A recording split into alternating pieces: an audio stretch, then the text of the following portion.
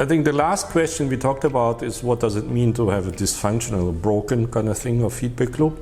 Of course requires an answer in what is meant by having a well-established feedback loop.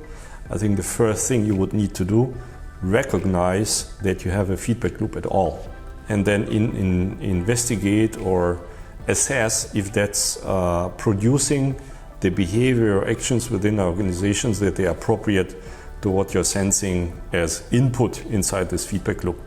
And an appropriate, a well-functioning feedback loop,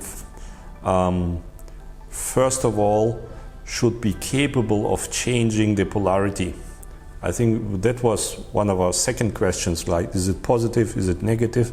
So think about the Kodak example back again. If you've been investing in a particular area that you've been investing the last 50 years, this is in reinforcing feedback loop.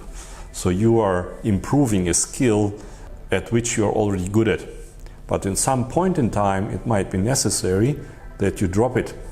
So that you reduce the investments in what you're already good at, because the market is behaving differently. You need to recognize that, and then you change your polarity in such a way that you maybe dampen something in order for free up capacity to build up different skills, because the market has changed. And I think a well-functioning feedback loop can be described as the organizational capability of turning on and off between these polarities of positive and negative feedback loops in such a way that in combination of this on and off provides you the results, the appropriate reactions and behaviors that make sense from a market or stakeholder customer perspective, that you don't get stuck in one or the other.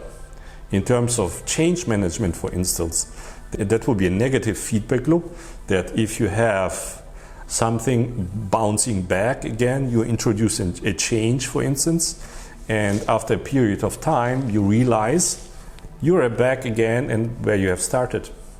So that must be an indication that you potentially are stuck in a negative feedback loop that is the goal of remaining or keeping the status quo.